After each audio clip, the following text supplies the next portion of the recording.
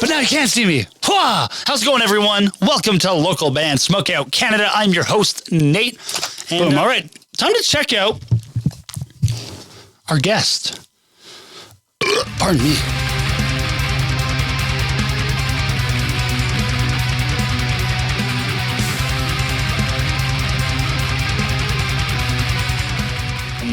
We just checked out Rate Your Drip, or Rate My Drip, and I didn't read in the description. It's really cool. So that's your son in there with you?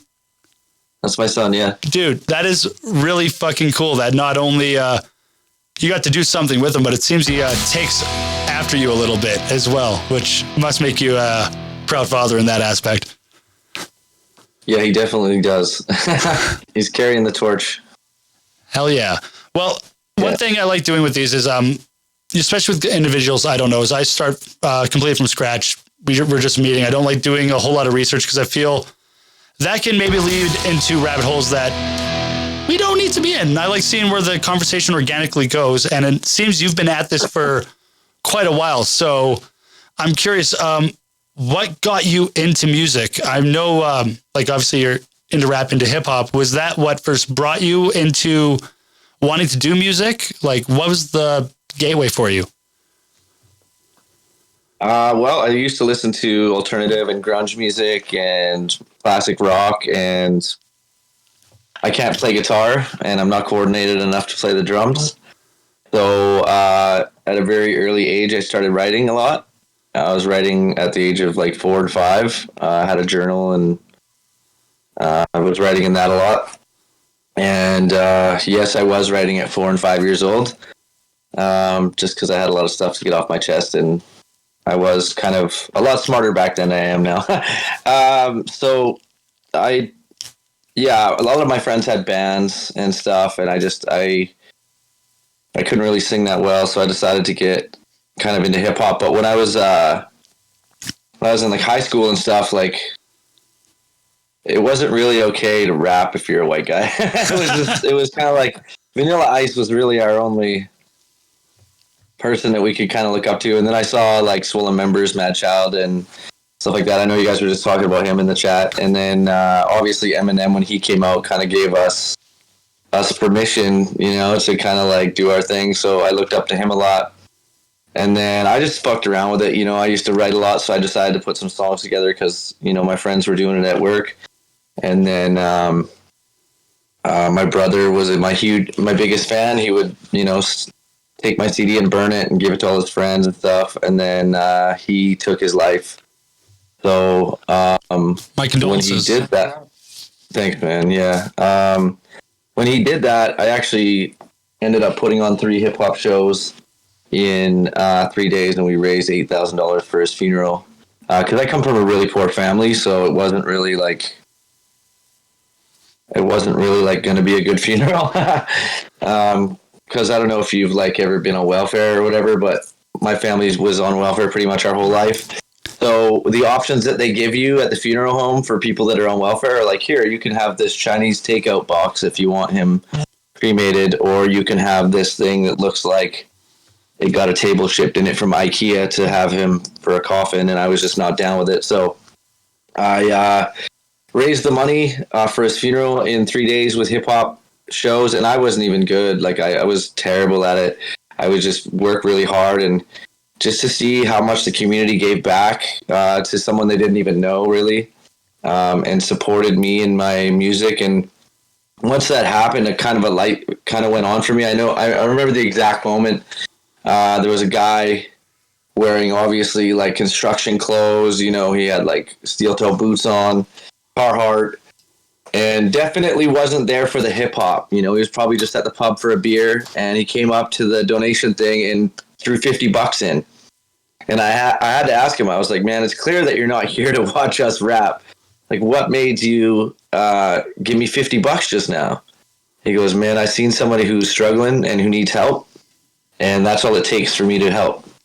And so from that moment on, I decided that I'm going to do everything I can to help my community, to give back, to help with mental health as much as I can. And then also I decided that since my brother believed in me and my music so much, I should probably start believing in myself. And so I started treating it like a job. I started going to the studio at 7 a.m. and I wouldn't leave till 9 p.m. I'd record 4 or 5 songs a day. Now, mind you, they were trash. They were absolute garbage. And thankfully they've been buried in time.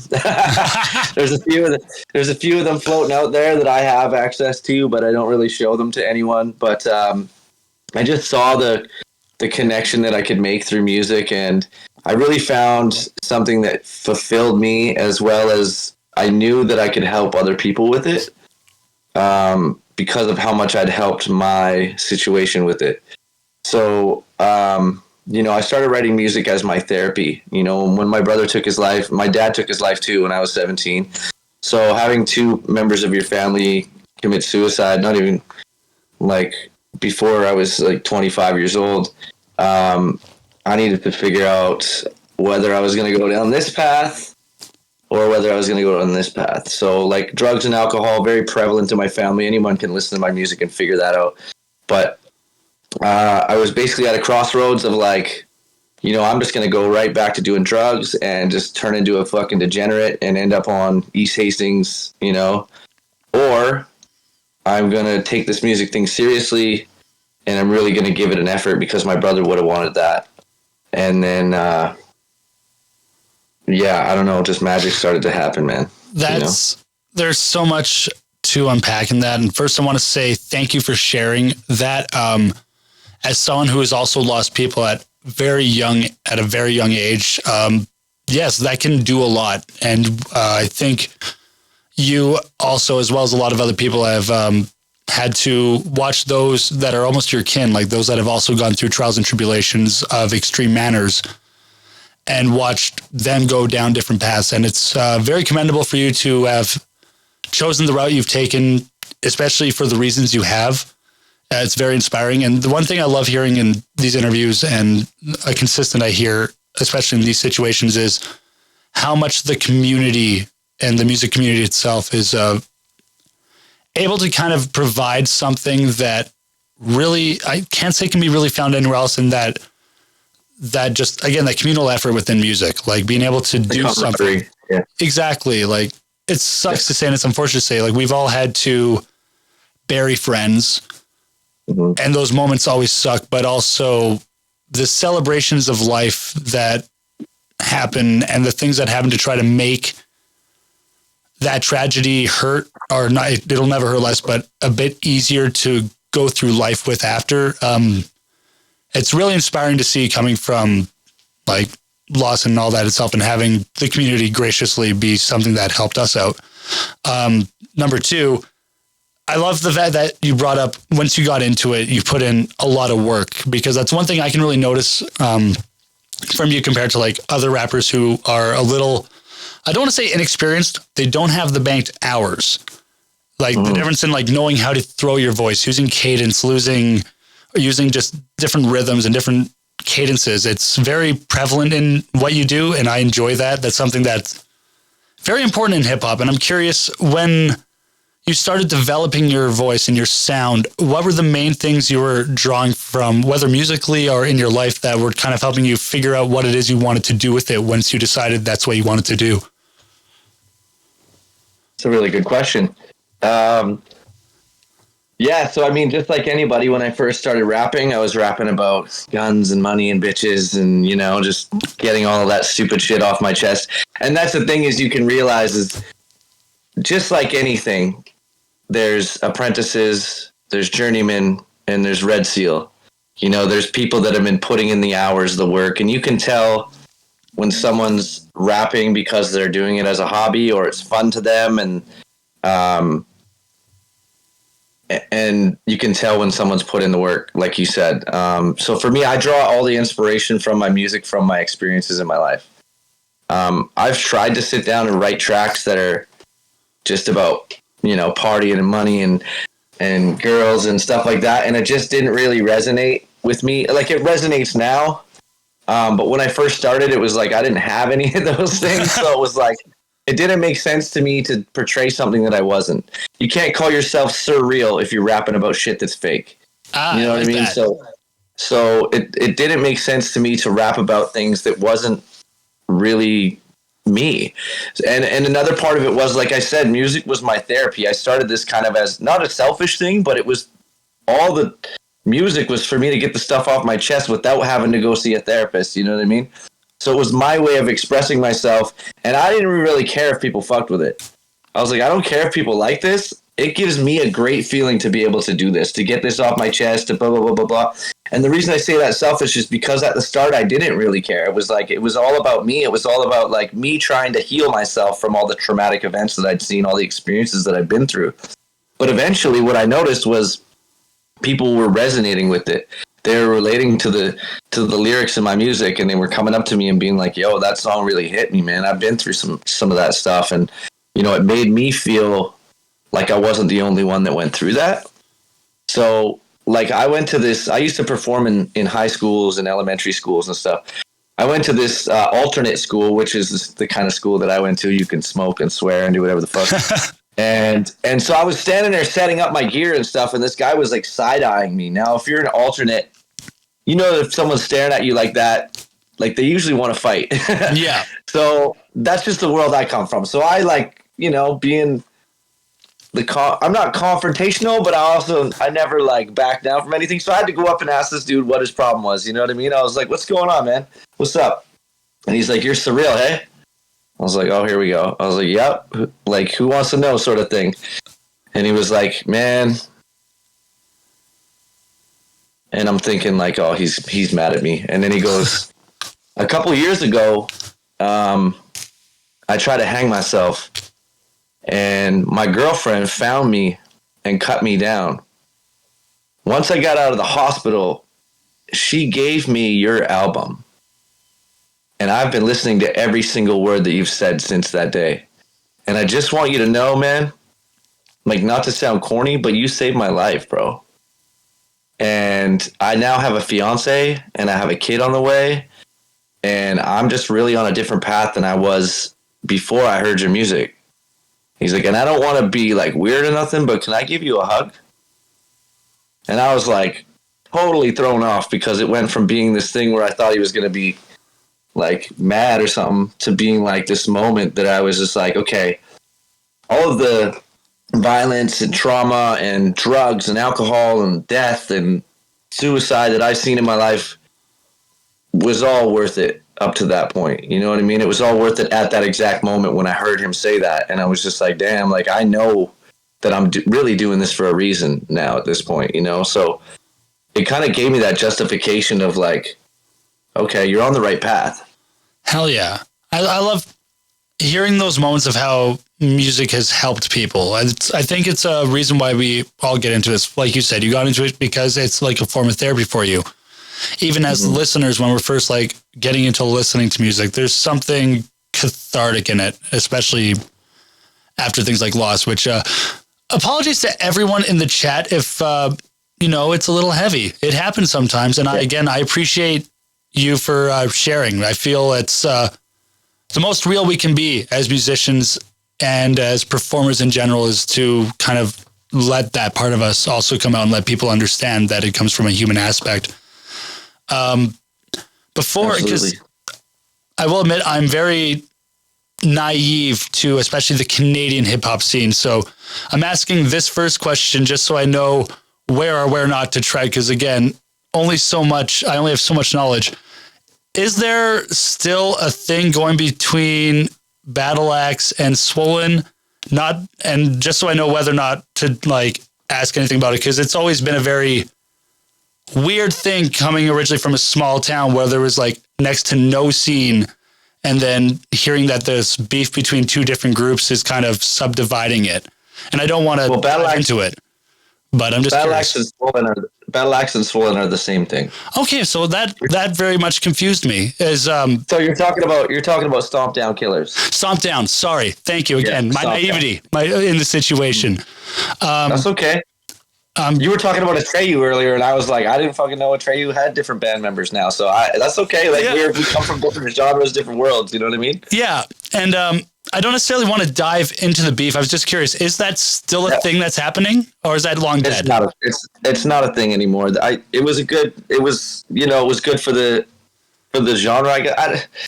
when I say good for the genre, it's weird to me to say that because hip hop is really the only genre where this shit happens. It brought eyes to it. You know what I mean? Yeah, it's like it gave them both a boost. You know what I mean? But in my perspective, it's like, man,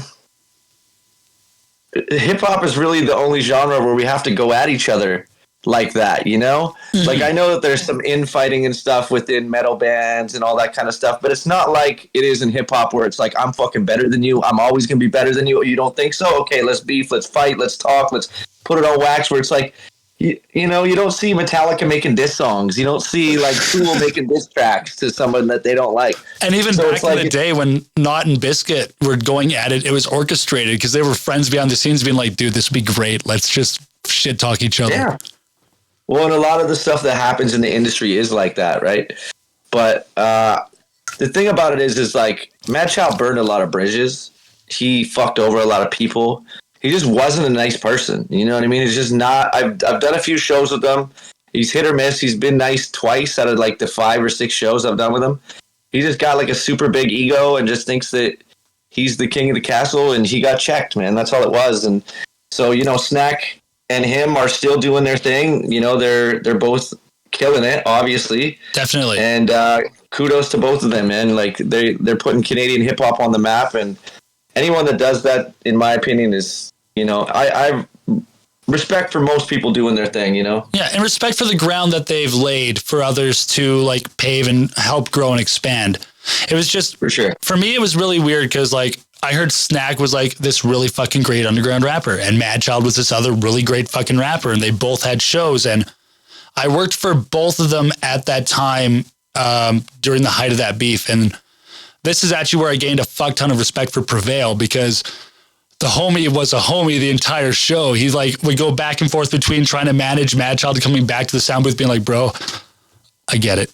It's okay. Mm-hmm. We got you. We're good. Yeah. But just the difference in attitude was something very interesting. There was one who was very much, fuck all of you, fuck this, fuck that, like, fuck everything. And there's another one's like, hey man, we're just here to have fun.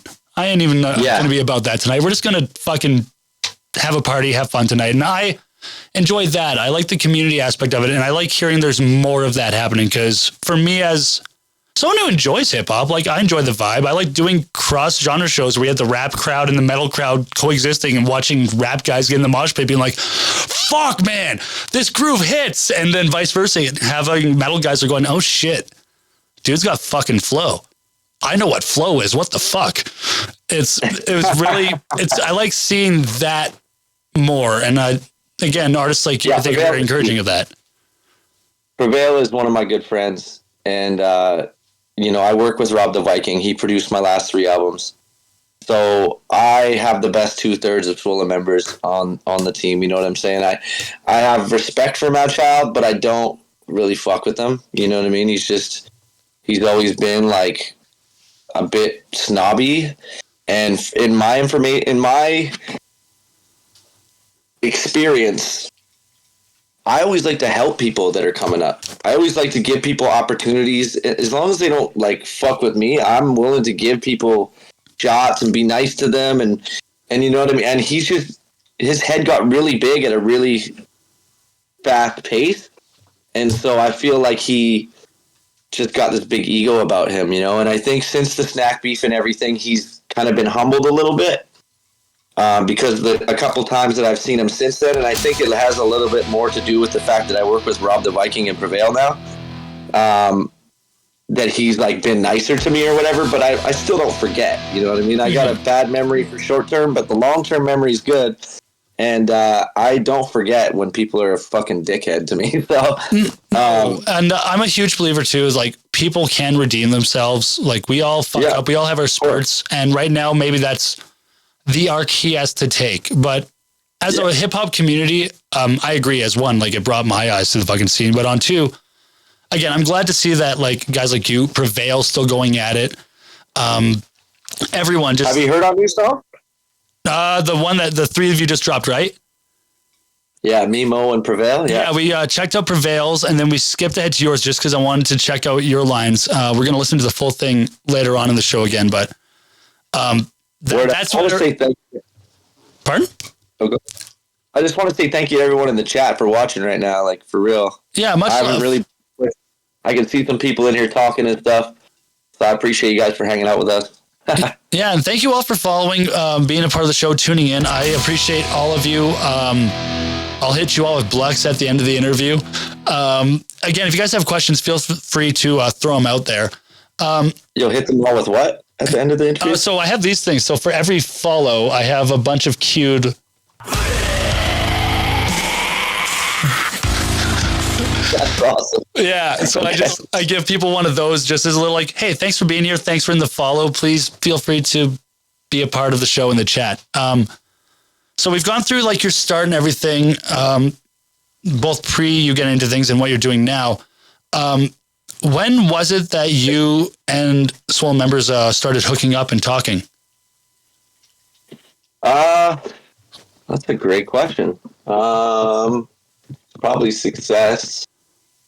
Yeah, it's a few years ago. I don't really exactly know how it happened. I just know that I heard that Rob the Viking had opened a studio in my city because I recorded in the studio before he bought it. Okay. So I recorded with a guy named Rick Salt, and he did one of my albums. I think he did Success. And then I just heard that Rob the Viking was here, and I was like, holy shit, like, there's an opportunity to work with, like, probably one of the number one producers in Canada. And the fact, like, I did one song with him, and I was just like, damn, like, I cannot work with anyone else now. Like, the bar has been set. And so I come from a background of just having your homie record you. You know what I mean? Pushing the record button. And if you think you did it good enough, he's like, okay, we're moving on. And then sometimes I'd be like, no, bro, we're not moving on. Let me do that line again. You know, let me get it perfect. No, it's good enough. And I came from the school of good enough. And so if you listen to my older music, like, I don't know, I just like it. A lot of people like it. My son likes my older stuff, but I was a little bit more hungry as far as the words and the content goes, a little bit more aggressive. But the thing about it is, once I started working with Rob, it was like level ups every time. Every time I go in and do a song, he'd be like, no, try it again. No, try it again. No, try it again. Even when I thought it was perfect, he'd be like, yeah, but this little part right here. So then I just got me, like, better. Like, when you play baseball, for instance, I play a lot of baseball. If you play against an A team and you're a B team, yeah, you might get your ass kicked. But if you play against that A team consistently all the time, you're going to get better. Mm-hmm. There's just no way around it. You're going to get better. Even though you feel like you're drowning, you're getting your ass kicked every time, you're going to get better just naturally. So me being with Rob and working with him, I just kept leveling up, and every song seemed to get better and tighter, and the lyrics and my singing was getting better. I started working with a vocal coach. I would bring my guitarist. I would bring my, a couple friends with me to the studio to collab and just kind of shoot ideas back and forth.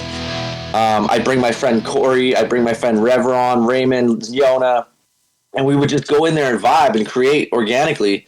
And for me, that was a totally new experience because I'd never been in an environment where I just wanted to be there all day long. You know what I mean? So I started working with Rob, I don't know, I want to say like 8 years ago. And because of that, it just elevated my game so much. Hell yeah. It sounds like you went into it with like that hungry mentality, like wanting to grow things, not settling for good enough, wanting to expand. And that's one thing I enjoy about artists in general, the ones that are like artists, because you have a vision in your mind and you're working out, trying to get things going, trying to get just whatever's in here and what you're hearing out. And that's really cool. Again, much love to everyone who's just hit the follow in the past however long. That's fucking crazy. I appreciate you all. Yeah, I got the TST in here. Team SIRREAL is in the building right now. Shout out to Team SIRREAL. I see you guys. Team SIRREAL in the house. Much love. Looking good, they say. I have to say, especially rocking that TMNT. I appreciate. I do. Yeah, shout out to Erica Mujelski. She makes all my custom gear. Got to give her a big shout out of Kelowna Aesthetics Lab. If you guys want that custom fit, holler at my girl Erica. Dude, yeah. Anyway, get that drip. Yeah. Get that drip. Get that drip. Look at the cat. Yo, you got to get that cat in there. Hey, everyone, you can see the cat too. She Bro, I didn't know you could show pussy on Twitch. This is awesome. Wait. I'm not passing up an opportunity to do this. Yes. Let's go. Fuck yeah. I'm curious because obviously you have a lot of experience. How much touring experience do you have? How many tours have you done? Like, what's your road repertoire? So I've done 1, 2, 3, 4, 5, probably 5 tours, I want to say.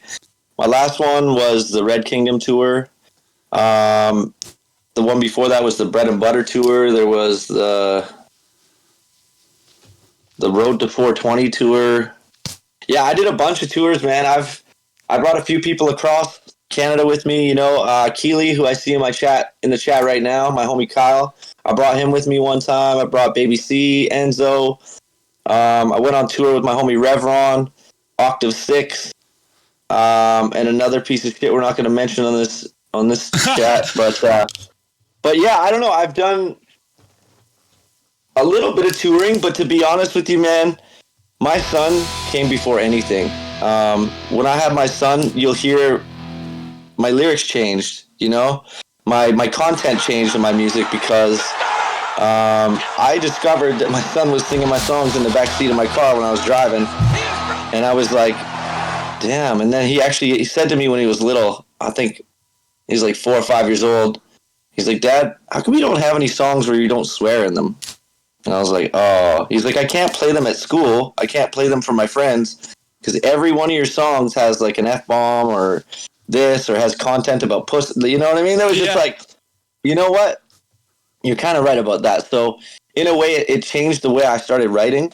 And it also changed the way I thought about my music career because there was no way. I did my first tour and I came home and it was like 2 weeks later or something. And he looked completely different and sounded different. And so I was like, man, I'm not doing that. I'm not going to be that guy that's on the road 6 months out of the year and comes home and barely has time for his kids because he's planning the next one. So I put all that touring stuff on the side and really just focused on being a dad first. You know, that was the most important thing to me because my dad wasn't around. You know, my mom was left to raise me by herself. I had a bunch of abusive stepdads. You know, we won't get into that, but I really wanted to be there for him. I wanted him to have that stability and the knowledge and just the structure of like my dad's here and he's not going anywhere and I can call on him anytime I want because I never had that, you know what I mean? So I wanted to make sure that he was good first. And so I didn't really tour. Like I would tour, but it would be like 2 weeks at a time, 3 weeks max. You know, I wouldn't do like the 2-3 month tours like I should have been. Not that I should have been doing, that I could have been doing to make myself a little bit more successful and known in the Canadian hip hop industry. So now that he's like, you know, 14, he only needs me to feed him and drive him places. Now I'm like more focused on getting out there and doing it. You know, it might be a little too late, but for me, I'm just having fun with it. And I just like he's like, Dad, do your thing. You know what I mean? Like I'm good. He's got a good base. He's got a good structure. He's a great kid. His foundation is strong. You know, me and his mom get along great.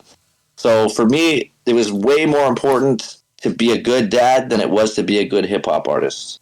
I got to say mad respect to you on that because I know, and I'm going to get to a question on that after, but I know that is a fundamental struggle, especially for young musicians and young artists who maybe have a kid in their early 20s as they're starting to figure out what they want to do as an artist. And it can be very difficult to navigate through that at whatever age. But the beauty of music is, yes, to a degree, it's a young person's game in pop, in every other genre, and even with pop from time to time.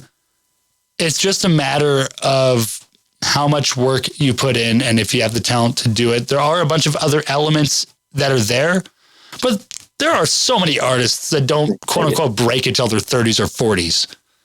Yeah. So I got to say that's really commendable. You should feel proud as a father that you were like able to find a duality between your love of music and your love of your family. That is huge. With that, what is some advice you would give to young aspiring artists or musicians who are maybe prepping to have to go through that exact situation right now? Or maybe they are and they're struggling to find their balance. What advice would you give? Wow, that's a big question too, man. You got some good questions, bro. Oh, thank you. So what I would say is put your priorities in order. You know what I mean? If you're not a dad, if you don't have kids, make music your full-time thing, but don't get yourself in a situation where you think that music, especially in Canada, is going to pay your bills off the bat. You know what I mean? You have to have a 9 to 5 job. I am successful enough where I necessarily don't need to work, right?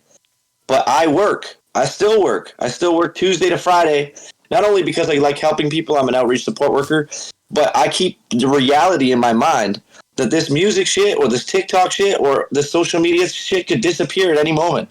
And I still need to have a basis in reality of like, man, I need to have income coming in to pay my bills, to pay my rent. So that is the biggest thing that I would tell people is like, keep your basis in reality. If you live at your parents' house and you don't have to pay rent and you don't have kids, spend all your time making music. But if you got to live on your own, you got to pay your rent, you got bills, you got responsibilities, and as a man, number one for me is your kids. Like if you have a kid, take care of your fucking kid, man. Don't be a deadbeat. That drives me insane. Don't not give them money when you need to. Don't not take care of your kids when you need to. So that's number one for me. But like, as far as like your craft, practice, man. Work at it. It's not going to come to you. You know what I mean? You're going to suck for a while. There's a very rare breed of people that are just out the gate, awesome, really dope. You know, I think Russ is probably one of them.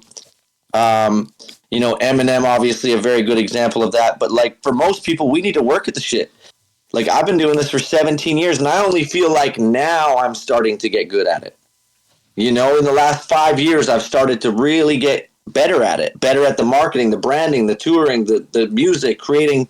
There's a difference between creating songs and creating tracks. Anyone can put a verse on a track and be like, look what I made. In my opinion, if you want to make songs that are cohesive, they have like a narrative to them throughout, the hook is catchy, the beat's banging, the production's good, the mix is great, you got to really put in the work. You know what I mean? You can't just put a verse on a track and be like, hey, man, check this out. Well, where'd you get the beat? Well, I stole it off YouTube. Okay, who produced it? Well, I did. Well, that's probably why it sounds like shit. Like, that's probably no offense to anyone doing that. Like, get your grind on. But at the same time, like, at this point in my career, I have to take it seriously. So if you're really passionate about this, take it seriously. You know, don't half-ass it. Don't, like, treat it like you're working at Tim Hortons. Treat it like you're a surgeon. Treat it like you're a doctor. Treat it like you're really, really passionate about it. Otherwise, don't be in it. Do something else. Because, like, yeah. I was just going to say 100%. Too many rappers out there. You know, there's too many of us out there for you to be half-assing it. If you really, like, care about it, put the work in. And what I always say to people, I don't care, man. I've been doing this for 17 years. I practice.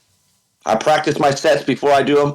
I practice what's going to go on stage. I make sure I got all the right people in place. Like, I have a team of people, and I only learned that in the last few years is how to delegate responsibility because I've always been my own manager and stuff. But just put in the work. That's it. Put in the work.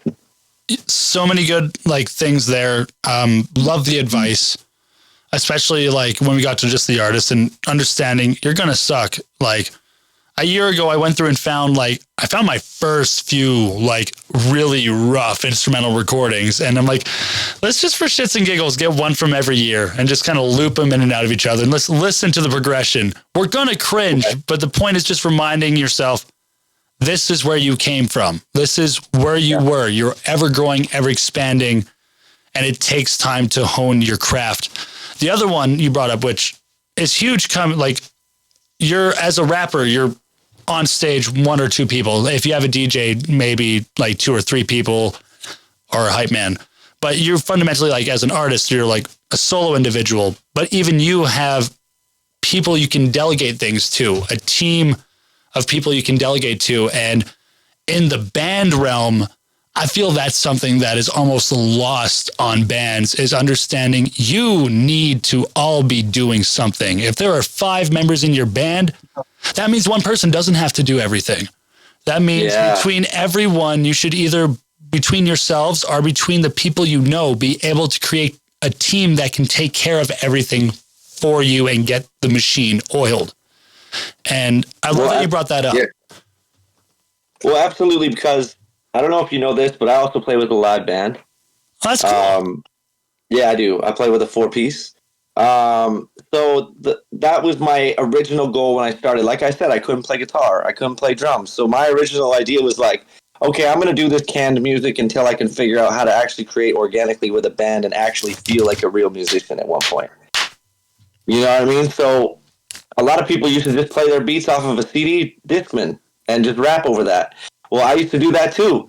But once I started to get into actually, bringing people into the building and being able to pay my band members, I wanted to formulate a band. So I've had a band called Blue Satellite for over 10 years. And the thing about it is like I've done everything myself. I did all my promo. I used to hang up my posters, make my posters, freaking do all the Facebook events, invite people, go tell people by word of mouth, get the tickets printed, like everything. I would book my own shows. I would make sure I got paid. And so with the band, I would love to say that everyone in my band takes on that responsibility. But the problem with that is they're all just playing my music. Like, they're just learning my songs and playing them. Mm-hmm. So I feel like they're not as heavily invested in it as I am. So I've been the one to like sell tickets to our shows or get people to come to our shows, because you're still coming to a SIRREAL show.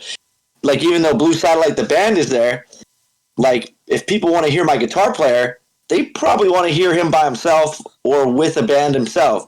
They don't necessarily come to the show to see him play my music because it's like that's not really their genre, their style. You know what I mean? Yeah. So it is a bit tricky as a rapper with a band, because I'm still doing a lot of the heavy lifting, but they make me fucking sound great.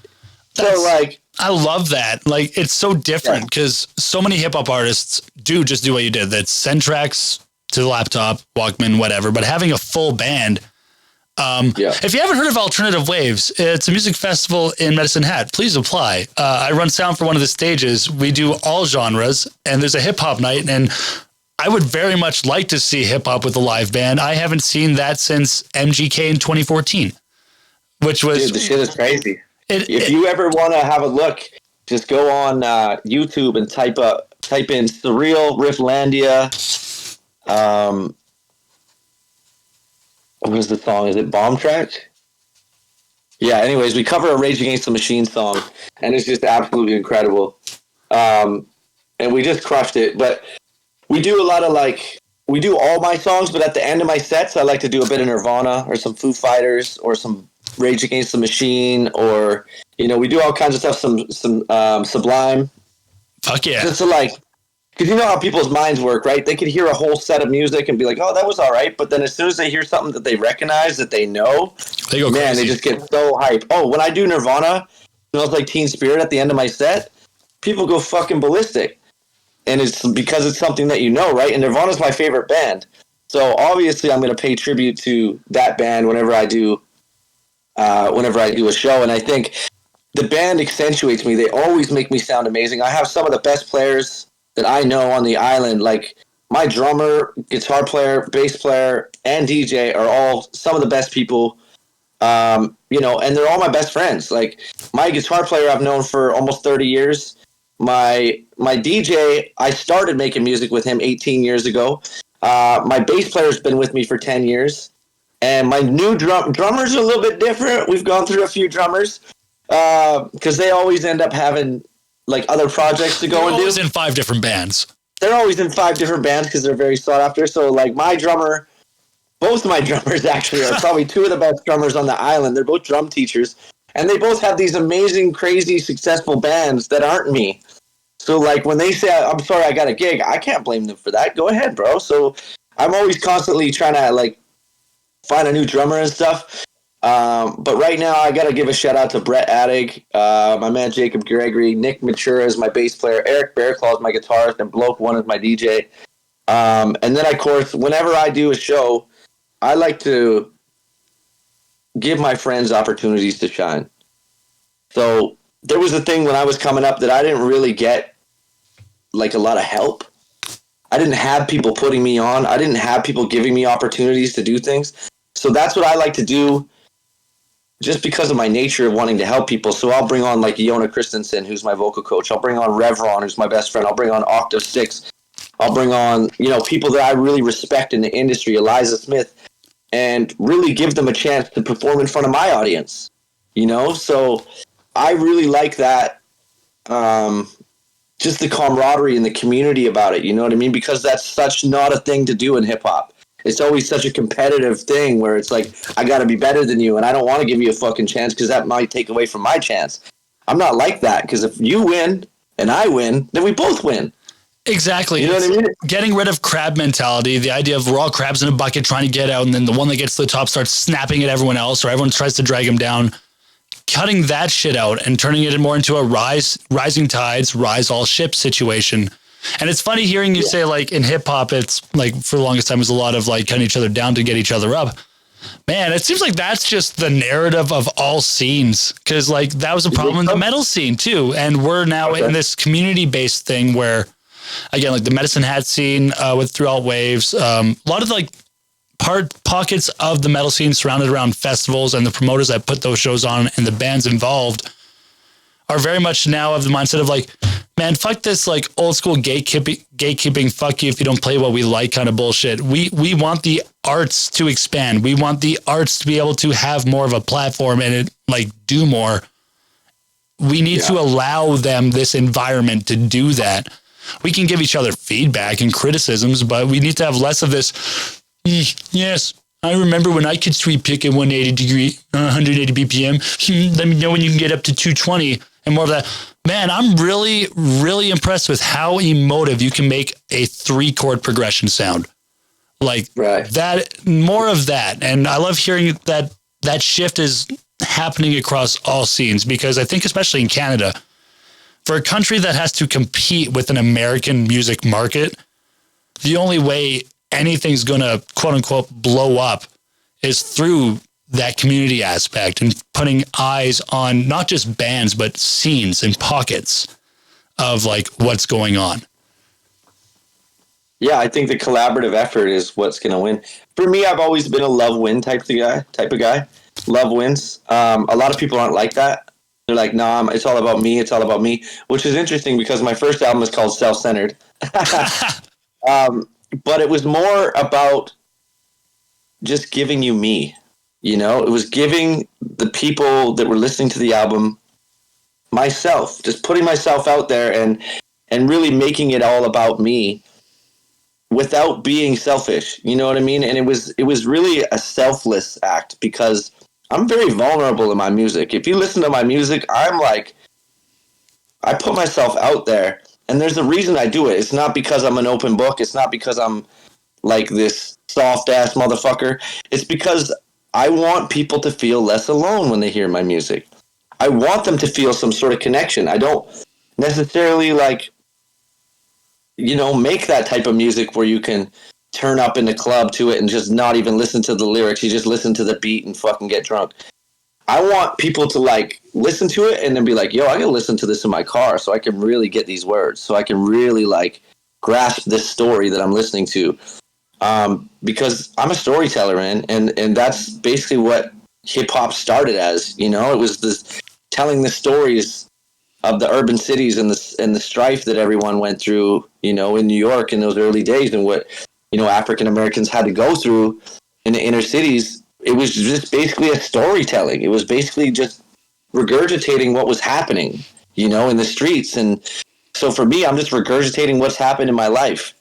And now that I've moved past, a lot of those experiences, trauma, negativity, violence, you'll hear my music's changed a little bit. It's starting to get a little bit more like flagrant and kind of having fun and a little bit more like nuanced as far as hip hop goes. And my son can hear an F-bomb now and it doesn't faze him, you know what I mean? So he listens to way crazier music than I do. So now I have no problem like saying what I need to say in my music now and not really censoring it at all like I was for a couple years. So yeah, and then like you said, my son's performing with me. You know what I mean? Like he's in that video, we're writing songs together. That's just the best thing that's ever happened to me is, performing on stage with my son. It just makes me so fucking happy, man. So, yeah, some of these names in this chat, like they're crazy, right? Death by tampon. That shit Right? is hilarious. I actually was just going to say, Lucky Charm, thank you. You're getting one right now because Lucky Charm subscribed.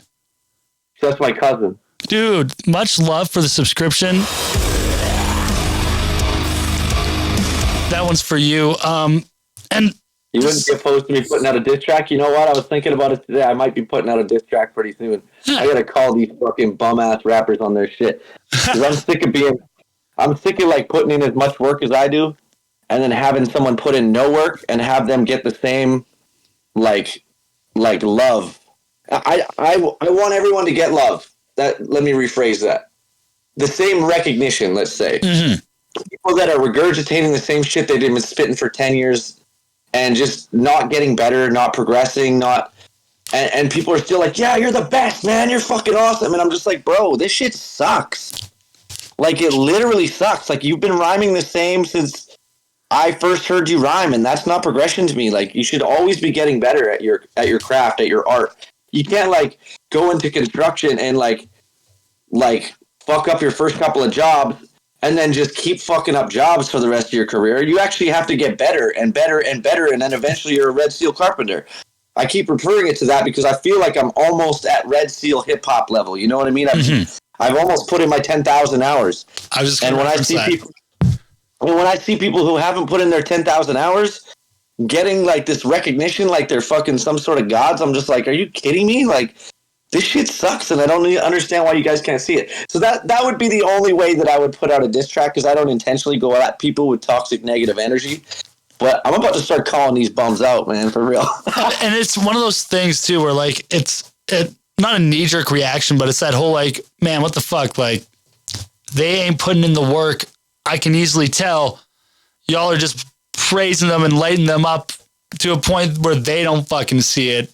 It happens across the board. And what sucks is at a certain point, that fire does turn the fuck down. And then they'll sit there wondering why. And then from there, it's a matter of were they actually listening to the people that weren't just hyping them up and the ones that were sitting off the side being like, do better. You're capable. Do better. Well, exactly. It's like I've judged a few like singing competitions, you know, and hip hop workshops and stuff like that. And you can always tell when the person comes in and their family's just been hyping them up, telling them that they're awesome. And like they open their mouth to sing and you're like, oh my fucking God, like what? This person definitely needs a vocal coach at the very least. Second of all, at least needs their friend to sit down with them and be like, hey bro, like, okay, I know you think you're good, but you could use a little bit of practice. You should probably work on this just a little bit more. But they're still getting this big hype of like, you're awesome, blah, blah. It's like, stop gassing people up, man. Like, let them know. Give them the truth. Because people used to tell me when I first started, you fucking suck. And I appreciated it. I was like, thank you. I do fucking suck. But I'm going to keep working at this when everyone else quits. Everyone that I started rapping with, most of them have quit. Have gone on to do other things. And I commend them. Congratulations. Good luck on whatever you do in your endeavors. But I never gave up. I just kept doing it.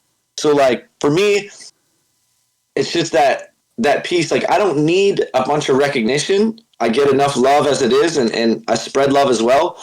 But I'm just like, I just don't like seeing people that haven't put in the work get all of this praise. And it's just like, man, like, and not only people that haven't put in the work, but people that are slimy snakes in the industry. You know what I mean? That rip people off, that take people's opportunities away from them, that block other people, gatekeepers, you know what I mean? That block other people from getting into scenes and stuff like that, acting like they're the fucking gods of the whole thing, when really they're just like more of an alpha personality than someone else. So they might be able to just like stave them off that way. And it's just like, to me, it's like, it's such a toxic energy that I try not to get involved in it. And I don't even know why I go on this diss track thing, but I just like, I've been feeling this fire in my belly because I quit smoking weed a couple days ago. Oh shit! So I'm like, it's like a tolerance break for me, but I'm like starting to clear up, and I'm starting to become less passive, and I'm starting to be like, oh yeah, I do have this fire inside that I could really like shred some people if I needed to, and it's kind of bringing the fire back, which is nice for me, but Oh, y'all are the rappers. Y'all better watch out. Ooh, you guys aren't ready for the heat. Aren't ready for the spice that's going to come your way. Hey, sometimes that's going to happen. And like I said, sometimes the downside to that pedestal being raised is it only stays up there for as long as people are willing to hold it up. And the higher it goes, that's a long fall. And if they don't have the safety nets in place for themselves, it's, shitty. I agree. I think so. Let's get off the negative. Yeah, I was just going to ask, like on a positive aspect, what are things that are really exciting you in the scene right now? Like, what are things that you're seeing, especially now that we're out of this shitty pandemic era? Live shows are happening. People are hungry. People are going to shows. What are things that you're seeing now that excite you about underground music? Exciting things to me are like seeing people get into hip hop at a younger age, because of the internet, because of the Reddit, like the availability of a preamp and a set of speakers and a microphone. You can go get yourself a setup for like $500. So it's like allowing these people that are like needing to express themselves an avenue to do that. Now, regardless of whether they're good at it or not, I don't care, man. Like I said, I have respect for anyone doing their thing as long as it doesn't fuck with my thing. And like I said, when I first started, I was terrible. So it's like, even if you're just doing it to get it off your chest and have it as therapy, and then that's awesome to me, man. So like the fact that all these people that used to be stuck in their rooms feeling shitty and depressed and anxiety, and now they're able to like go to their homie's house and record a track, that really makes me happy. Because you don't have to have $10,000 to go and record a song or go and record an album anymore. You can go and do it for fairly cheaply. So that's exciting to me, is the advancement of technology that's allowing more people to get into it. And on the flip side of that, it just makes this giant pond that we all have to kind of navigate and swim through, right? Because you have to sift through a bunch of bullshit to get some good stuff. I'm not a huge fan of a lot of this like mumble rap, trap, auto-tune stuff. But I mean, there's a lane for it. I can't hate on it. Anyone that's successful in doing their thing, great. I just feel like there's a big trend, especially in female hip-hop, where it's just negative role models are coming out. Like, there's a lot of negativity with, like, Lean and Zans and, like, WAP. Like, come on, man. Like, you're going to talk about your wet ass? Like, I mean, Eminem did Back. Yeah, okay, so that is my least favorite Eminem song. Oh, it's one of my least favorites, but it's the first thing I thought of when the whole Discord came off. It was like, it's the first track off his greatest hits album. Yeah, it's definitely like, it serves its purpose. Like, a lot of people love that song. But for me, it's like, you're really like, are we going to be an idiocracy at some point because you've just made everybody so fucking dumb with the music that you're putting out that people don't even know how to relate to real lyrics anymore? But then again, on the flip side of that is you can always sift through it and find some good artists like Action Bronson and Kendrick Lamar and J. Cole and, Rust and Action Bronson and NF, and you'll find like some good stuff in there. And I may be a little bit sounding like an old head when I say that. I'm a lyrics guy. Mm-hmm. The beat has to be banging too, but at the same time, I'm more about the substance of it. Whereas people seem to have moved away from substance, and it's all about the beat and how many times they can repeat the same word over and over again so it gets stuck in your head and it's super simple to remember. And I just feel like, I may be wrong about this, but I feel like it's dumbing down our youth. I feel it's really like really basic, like creating basic music. Like it's creating, I've used the term a few times actually, homogenous music. Like something that doesn't really stick out. You know what to expect. It's not going to give you any real excitement. You're just going to be like, oh yeah, that beat, make me dance on the 1 and the 2. Yeah. Right. Yeah. And there's a time and a place for that. You know what I mean? If I'm cleaning my house, if I'm doing something manual labor style that I don't really have to think, or that I'm just numbing out, that's cool. Put that shit on in the background. But for the most part, like when I put on something like a Sirius satellite hip hop station, new hip hop, why all 8 songs got to sound exactly the fucking same? Why do they all have to sound the same? Because you're making hip hop sound like country to me at this point. And I don't like country. No offense to people that listen to country, but most country songs, and I'm sure country fans could say the same about hip hop. Most country songs sound the exact same to me. So why are you turning hip hop into this thing that just sounds regurgitated? You know, Lil Baby, Lil Wayne, Lil Butt, Little. There's fucking so many Lils out there. It's insane. Like, come up with something original. Yep. Stop copying off of The Last Man and making some, like Post Malone when he came out. Completely original. Completely out of fucking left field. No one saw that coming. Came from the hardcore scene too, which blows me away every time. Not only that, but like spawned this whole generation of other artists that sound like him. Same with Lil Wayne. You know what I mean? Yeah. Came out with this unique sound and this unique flow and cadence that really inspired a lot of artists to do the exact same thing, unfortunately, but just a little bit different. But those are those guys that come out and they're innovators. You know what I mean? And that's like, that's real to me. Like, NF is one of my favorite artists. I went and just saw him. But then again, on the flip side of that, 50 Cent. I just went and saw him too. And like, you know, like, I feel like hip hop needs to get back to the substance. It doesn't need to, but for me it does, because there's too much heavy auto-tune, and I just, like, it reminds me of like Grandma's Boy, where it's like I hate this music. Well, you wouldn't if you had robot ears. Like, I feel like if I had robot ears, maybe I would listen to more of the music and like it. But like meme music, that's a good way to put it. Meme music. Yeah, and it's the way music has been manufactured as a product now. Because I feel it's not all like rap, just because I have the same complaints about metalcore, and I'm pretty sure there are people that listen to rock that have the same. Actually, I know it's a complaint in rock music because Nickelback was hated on for 20 fucking years, and so were every band that kind of sounded like them. Fucking awesome. Yeah, but there were a lot of bands. It's the Theory of a Nickel Creed.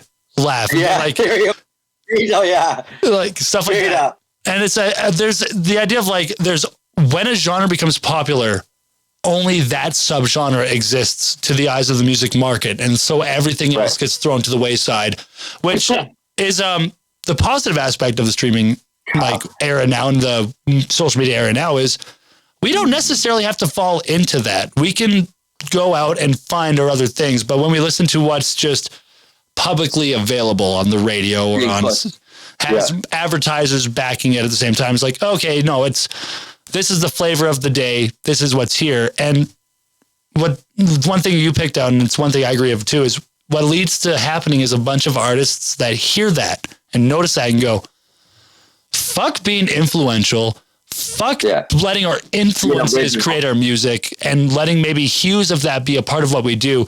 Let's just carbon copy that. Let's just become that for the next album. And then we'll change up and do what we want to do, maybe the next record. And I get chasing the bag. I do. Maybe it's the fact that I'm not entirely driven by that. And for me, it's still a pursuit for the artist in the end. The bag comes later if it ever comes. Yeah. But it's weird watching it happen at the same time. Well, and that's another thing is I want to mention about what you said about advice for new artists. If you're getting into music to make money, you're in it for the wrong reason. You're in it for the absolute wrong reason, because especially as a Canadian artist, chances are, you're probably not going to make a whole lot of money. And if you do, congratulations, kudos to you. But if you're getting into it for money, you're getting into it for the wrong reasons. I got into music to help me and then eventually to help other people. And that's the reason behind it. And that's why I feel my team and my family have stuck with me for so long, my fans, because they realize that my core values are not about the money. They're not about, trying to be popular or trying to be trendy. And that's the thing is corporations and big music labels, they want to push that. They want to push that for some hidden agenda. I don't know if it's getting more people into jail, whether it's getting more people hooked on drugs so that pharmaceutical companies can make more money. But it's like they're pushing this really terrible music. Like I've been looking at Instagram and there's like Ice Spice and like Little Baddie and whatever, and they're all just like trying to outdo each other on how much they can gross you out talking about their vaginas. like eat my ass like it's a plum and shit. I'm like, what? Like I don't want to hear that. Like, come on, girl. There's something better than you could say. And I always taught my son, and I always taught everybody in my hip hop workshops. You can always come up with a better word than fuck. Always. You can always think of something that's more intelligent. Sure, a well-placed motherfucker or a fuck is great to get your emotion across if it's needed, but you can always come up with a better word, you know, or something better, more intelligent that's going to actually stand out. But it's actually regressing these days where it's like, no, we got to say less intelligent stuff, talk about some art, talk about our genitals, and then put it on a beat where we repeat the same words over and over again and put some auto-tune on it because that's what sells. So let's go. Yeah. And it's like that. It's dumbing down our society. I just finished watching Idiocracy with my son, and I couldn't help but think, like, this is almost where we're headed, like in terms of hip hop music, especially, where like the corporations are trying to dumb it down so that almost everyone can digest it. You know what I mean? Yeah. So it's more like margarine than it is butter, where it's like, you know, everyone can afford to listen to it. Everyone has 30 seconds to listen to it. Because to be honest, man, hip hop artists used to do 3 verses, 2 hooks on a song, right? So you have a 3-4 minute track. Every track that you see put out now is like 2 minutes and 30 seconds or less. Yep. Because of our attention spans, because of TikTok, because of social media and what it's done to our brains and our need for constant dopamine. Yep. They need that injection quick. They want to get you in that first 30 to 60 seconds and then bye, so that they can get you with the next one. They don't want those long play Pink Floyd, fucking Led Zeppelin records where you listen to it for 7 minutes and you're like, wow, this is a full-on experience, because no one's going to listen to a 7-minute song. They're going to tune out in the first minute and a half, and you've lost them, right? You're not even going to get a full stream on Spotify with that. That's the crazy part. And I think I was going to make a joke at it, but you brought up the Spotify thing too. And that I think is not helping either. Because originally I was going to be like, yeah, everyone's going to 2.5 minute songs, and grindcore bands are getting pissed off that their idea is getting ripped off. Be like, hey, no, 30 seconds to a minute's our thing. Guys, we've been doing it for 30 years. Like, fuck off. But right. The streaming algorithm and how it counts plays and what it encourages, I feel that's a fundamental issue as well. And one of the bands I play in, like, our shortest song's 6 minutes long because they're like a prog death metal thing, heavily Dungeons and Dragons inspired. And it's crazy. Like, what I think that could happen, it's like having the ability, like, a song can be that long, but not feel like it's that long. You can go on that adventure, that journey, that story, and come out of it feeling like, holy shit, wait, how much time has passed? It's like going to a movie like Lord of the Rings back in the day and be like, wait, that was 2 hours long? No, man. There's no way we've been sitting here for, oh shit, well, it is dark outside. Yes. Okay. Exactly. No, you're absolutely right. And I think, like, movies went through this thing, the same thing music did, where they started shortening the movies. And now movies are getting longer again, which is nice. And I think it's more just to keep people in theaters longer. But my cousin wants to know what this D&D prog rock band is. It is Balrogoth. I'll show you guys some of it later on the day. I just joined. Ironically, and I can take no cred for this whatsoever because I literally just joined them a month ago. They won Metal Recording of the Year at the YYC Music Awards, which was very cool to go with them dressed in makeup, being like, yeah, let's support the scene. Yeah, there's no way we're going to win. And then watching the 2 guys I was with jump out of their fucking chairs in disbelief when they were announced. I was like, I'm so happy for you guys. I'm just here. I'm so happy for you guys. But no, I'll show that to you guys later. I'll type it up. But again, going back to that, it's an ebb and flow, I think. I think at some point we'll see something.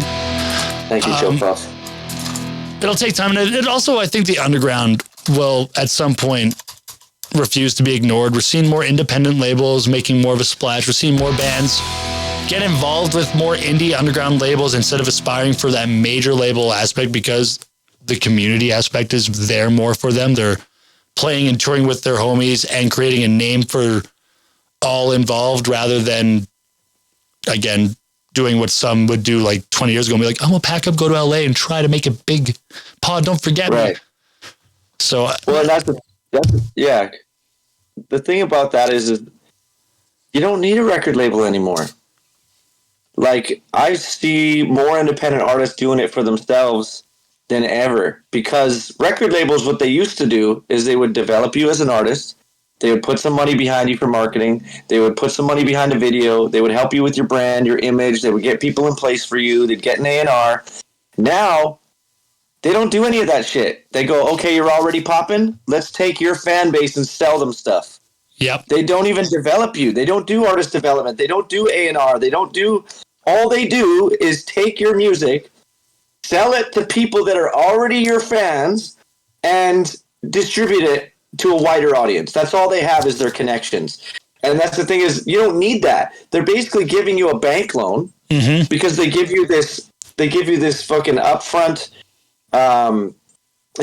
check, this signing bonus. But they don't really tell you that that's just a loan. You got to pay that back with interest.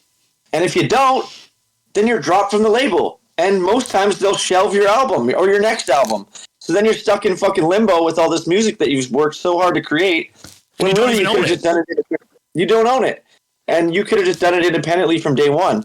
Like, I have an artist named Raymond Salgado that I manage, right? He's been mentioned a few times in the chat, I think. Yeah, we went on Canada's Got Talent. So he went on Canada's Got Talent. He finished top 5, which to me is absolutely incredible. Bravo. Top 5 in Canada. I unfortunately had to read his 70-page contract. And throughout the contract, I got to read all the stuff that comes with it. So what they do is they give you $100,000 if you win the contest, right? Mm-hmm. What they don't say is they want that money back. But not only that, they take 83% of your revenue. And they give you 17%. So 17% of your own money is what they give you. And then they want that money back. And if you don't get that money back within your first album, then they cut you loose.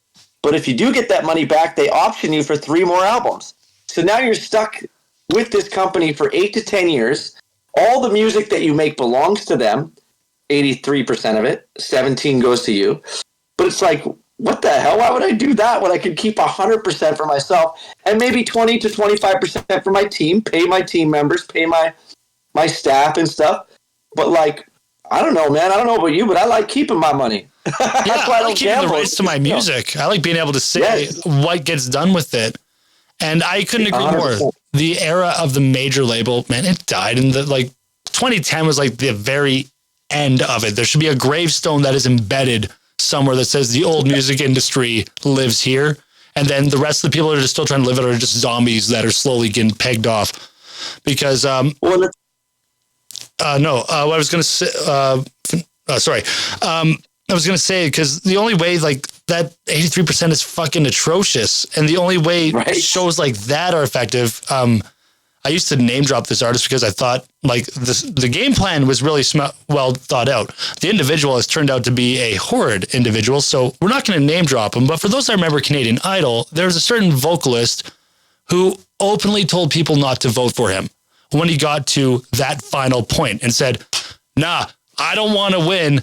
Vote for these guys, get them to the next round, cut me loose so I can go play with my band, use this platform we've created and be able to actively do something with it, which they were.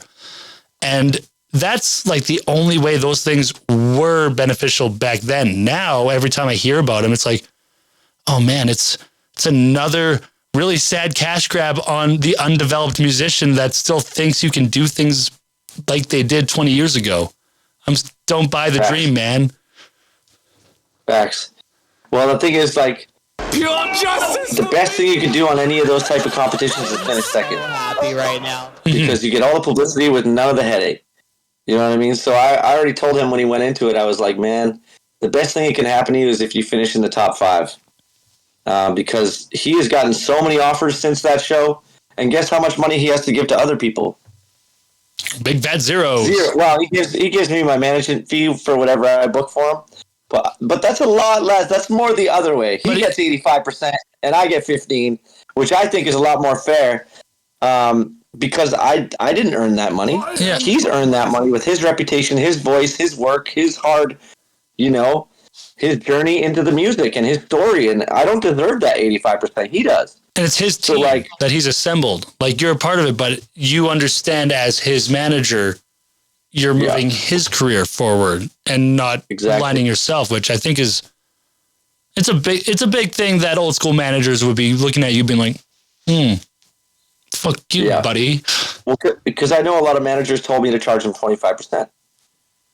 And I was like, they're like, that's a normal thing for a new artist, is to charge 25%. And then once they get a bit bigger, then you lower the percentage because they're making more money. So you're going to make more money. But I just said right off the top, 15%, that sounds good. We'll keep it that way forever. I don't care. I don't need to make more money off you, bro. I just want to help you. The only reason I'm his manager is so that I can help him through the pitfalls that I went through without him having to go through them. And I said, I want you to not have to work anymore. I want you to just make music and just perform, because that's what an artist should be able to do. Like, the end goal for this is for us to be able to get so ingrained and so, popular, I guess, so that we can make money and revenue streams from our music, so that we don't have to grind that 9 to 5 for somebody else's money. Because I've worked in every industry. I was a chef for 10 years. I worked in construction, every avenue you could think. I was a door-to-door salesman. I was a crisis worker. I've done it all. Literally, I was a carny, and it's always working for somebody else. It's always making the person that you're working for money. And I would rather make me money or make my artist money, So I feel like I've now gotten to a point where, I could quit my job tomorrow and I'd be okay. I'd be all right. Not that I'm going to. Sometimes I feel like I want to. But for me, I get up every morning because of the people that I help. Like I said, I work with adults with disabilities, and that really brightens my spirit. It's definitely not the money, because us people in the mental health sector don't make a lot of money. But it's the feeling for me of, dropping off my client and having them be like, thanks, man. I really wouldn't even have left my house if it wasn't for you today. So I really appreciate you hanging out with me. And that for me is everything. So I want to get people to a point that I manage where they can choose if they want to work. They can choose if they want to go to part-time, and they can choose to work as hard or as little as they want. But if they work hard, then they won't have to work a day in their lives, because when you do something that you love like we do, bro, it doesn't feel like work. Hell no. I agree 100% with that. It's never work when you love it and you actually love it. You don't just tell yourself that, but you actually, like, there's elements of it that you enjoy, even when maybe there are parts of it you don't. There's nothing is 100% enjoyable, but it's the entire process, the entire, everything that makes the cake. With that, I got to say, I really appreciate you making time to be on this show. It's always a pleasure. I don't want to cut you loose quite yet. I do want to ask you one more thing, but I wanted to say I do appreciate your time. We've had you. Well, the last thing, this is one thing I usually like ending off, because again, as I feel we could talk forever on a lot of aspects of this, but one thing I've noticed, not just with you, with a lot of people, myself included, community is number one in the end. Cultivating that in community that helps our individuals out. But with that, obviously, there are people that are doing things behind the scenes, venue owners, promoters, fucking street teams, people that just love helping out, that maybe don't get that little bit of recognition and credit like we were talking about earlier. And I'm curious, is there anyone that you personally want to give that little bit of a shout out and that little bit of love to for just doing what they do within the scene and within the community? Like within the hip hop community? Yeah, just in general. Well, for you, like your experiences, like everyone has different people that they recognize do things that maybe other people don't recognize. I would say the hardest working man in Canadian hip hop is a guy named Junk. He's a hip hop artist that really came up with guys like Merc and Snack, but hasn't really gotten that level of fame, even though he's put in the hours. Now he's touring all the time and he's getting a lot of love. But I think that, he got completely sober, and really put in a lot of work. So I have to give a shout out to Junk for being like he's one of the guys that inspires me to do better, to work harder, because I see what he's doing, man. He got sober and all he does is music. He quit his full-time job, All he does is book shows, write songs, create content around his music. And so like I really want to get to that point where like I'm just hyper focused on the music, you know. And I see a lot of guys getting sober, you know, Snack sober, Junk sober, Dax is sober, you know. So seeing these guys that are putting on for Canadian hip hop be sober and hyper focused on their music and what they need to do, it's really inspiring to me because Merc, yeah, guys like Mercules, you know. Yeah, Mercules is blown up, you know what I mean? And that's a guy that I put him on his first show in Nanaimo.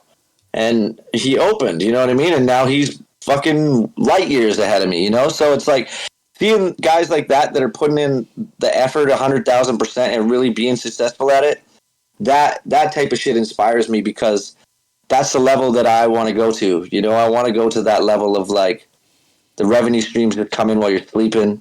You know, you can help a lot more people. Money is an evil thing, but it's also a necessary thing.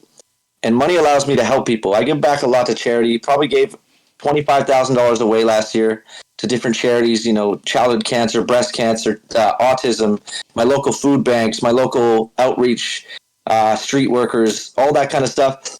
And so for me, yeah, I mean, Switch is doing good as well. Yeah, I don't know, man. There's not a lot of like people in my direct community that I would say, wow, I look up to them because like I'm not tooting my own horn, but I am that guy. Mm-hmm. You know, I'm that guy here, and I hope that I can set an example and a positive example for other artists to look up to. You know what I mean? Because you don't have to be an asshole. You don't have to be a snake. You don't have to be a toxic person to make it. You can have love and compassion and really create a community like I have on TikTok, and give back and still create your lane that way. You know what I mean? And I've always said that my lane is the long way around. Because if I was willing to rap about guns, money, bitches, like I said right from the start, maybe I'd be more famous by now. You know what I mean?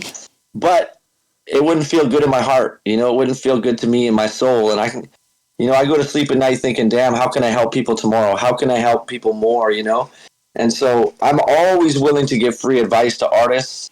I always make time for people, for fans. It doesn't matter who it is. I will always make time for every single fan and every single person that has questions for me regarding the industry. Because like I said, I went through a lot of trials and tribulations, and I don't want people to have to go through that same shit. I don't want it to take 17 years for other people to get good. I want them to be able to, within 5 years, put in that work, them 10,000 hours, and really have a base of knowledge where they can be successful. You know, there's people in my city like QB who's been making beats for eons. Revron, you know, my partner in rhyme, Octave 6, like we're all on that same good vibe tip. You know what I mean? Like when people meet us, they're like, oh, this is a good human, like a really good human. And that's really what I try and curate, is like this tribe of good humans, because there's a lot of negativity out there already. Like I don't watch the news for a reason. I don't watch television for a reason, because I don't want that toxicity and negativity to enter my life. I want to just exude compassion and love. So I feel like, yeah, I don't know, man. I think there's a lot of really good bands in the city doing it too, like Wet Future, like Under the Mountain. Under the Mountain's fucking rad. Under the Mountain's fucking super dope, man. Like, you know, Body Politic, they're really dope. I don't know if they're even still doing it anymore, but like, I think Mean Bikini's from your neck of the woods as well. I could be wrong. Sorry? Mean Bikini, they're a punk band that actually just came through on tour. Right. Yeah, because how did we link up? Because I know Devin put us in. Devin, right? Yeah. What band does Devin play in? Oh, gee, Backtalker, I believe. They just lost their guitarist actually. Oh, okay. So like lost? Yeah, like their guitarist lost his battle with addiction about 2 weeks ago. So Devin, if you're watching this, again, my condolences there. Man, shout out to Devin for linking us up, man, because this is awesome. Yeah.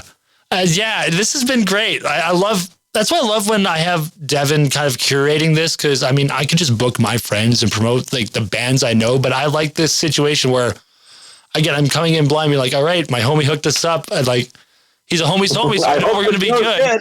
So let's see how this goes. And it's always a blast. I do feel not only cultivated, but you are a good human. This has been a fantastic conversation, and I definitely think we need to do it again sometime. And if you're ever in the Calgary area, let me know. I'd love to hang out. If you guys are playing, love to check you out. Cause I was just there for Stampede, man. Oh shit. I opened for TLC and Shaggy at Cowboys during the Stampede. Dude, that's fucking wicked. That's cool.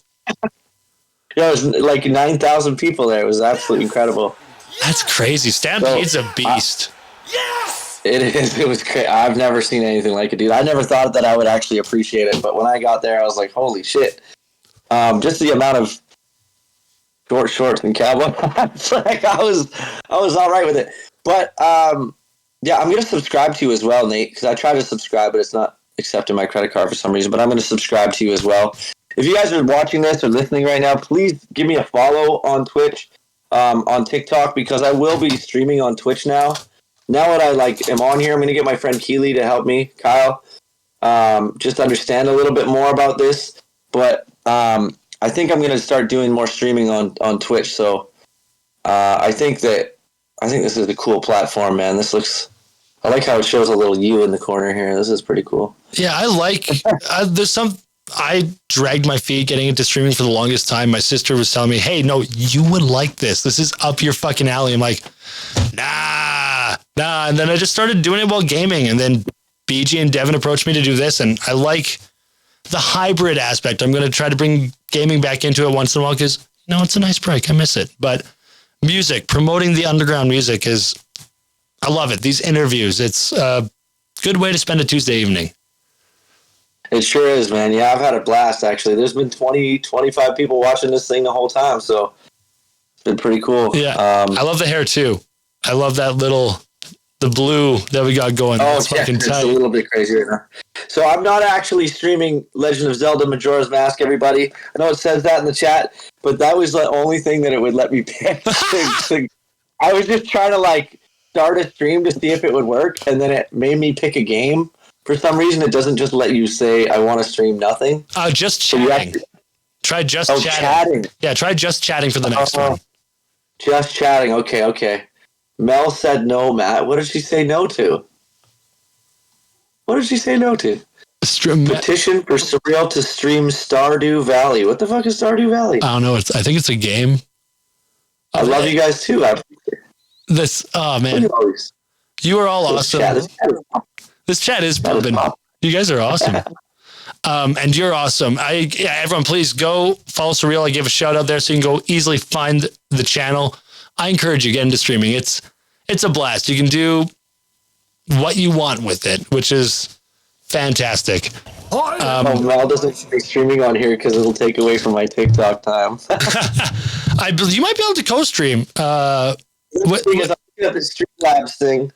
And I see that you can get Ultra and multi-stream. Yep. So I'm going to get my friend Keely to show me how to do that, and then I'm going to multi-stream my Twitch and my TikTok at the same time, I think. Hell yeah. I have one question for you, since you said you were going to subscribe. When you do, what song would you like me to add to the Champions and Supporters playlist? Because one thing I do with that Spotify playlist is not only do the top 2 bands and artists that everyone votes for at the end of the stream get added on there, but if you're a Twitch subscriber, I let you throw a song on there, whether it's your own or a friend's. It's a way to just be like, hey, throw some love, get them in there, check out this playlist. Maybe we can feed the algorithm a bit and just push it a bit more.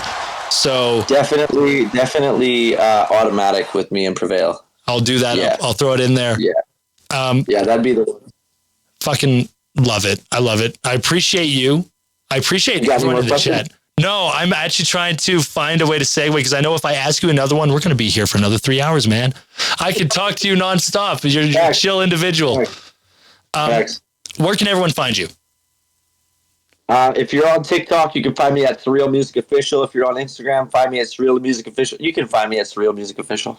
Yeah. It's SIRREAL Music Official on all platforms. That includes Facebook, Instagram, TikTok, and Twitch. Hell yeah. Make sure you guys, if you're in here, I hope you guys are all following my boy Nate here. Please Make do sure it. you give him a follow. Put that notification bell on, guys. Make sure you're notified when he goes live. Hell yeah. And stick around, guys, because once the interview's over, we're going to get into the music submissions, which you are all able to submit a track to. I'll show you right now quickly. Say we wanted to check out, you guys said you wanted to check out Bauergoth. So maybe I'll show you the song about riding dragons. That sounds amazing. And we just throw it like that, and it gets added to the queue. It's that easy. We're going to put on the entire track. What was the name again? The one you just said? Automatic. We're going to play that all the way through once the interview ends. And then I'm going to throw on the Champions and Supporters playlist while I make a fresh cup of coffee, because we got a lot of cool music to check out. Everyone in the chat, you dictate if it makes it onto the poll and if you can vote for it. SIRREAL's on there, so you might want to stick around so you can vote for him at the very end. And last but not least, SIRREAL, thank you again for making the time to be on the show, learning Discord last minute. I know new apps can be scary sometimes, and I really hope we get another chance to talk sometime, because this was a very pleasant conversation. Absolutely, Nate. Well, thanks for having me on, man. I appreciate it. Shout out to Dev for hooking it up, and shout out to your whole Twitch stream and your family as well, and the TST for coming and checking it out and staying here for nearly 3 hours to listen to us talk. I love it. I guess you've been on for 3 hours, so I don't know how long I've been on. Hour and a half, I think, but. Yeah, and I try to cap it around there, just out of respect for you, and the artists. That everyone has lives that they have to live. So I do. I have a TikTok live I have to go to. Well, everyone, go follow his TikTok. Get in. Don't leave the stream. If you can, be in both. Be with both of us. Have fun tonight. Thanks, Nate. No problem. Thank you. Take care. Much love. And actually, so Nate, can you message me about that music festival you were talking about, Waves? Yes, I'll send you messages after the stream about Alternative Waves, and I'll also put a earwig in the main organizer as well. Okay. Wicked. Thanks, Nate. Much appreciate you. Everybody on this Twitch, stay real. I love y'all. Thank you. Much love. Take care. Peace, bro. Peace. You too, bro. That was fucking awesome, guys. SIRREAL is really fucking cool. SIRREAL's really fucking cool. Like I said, we're going to put on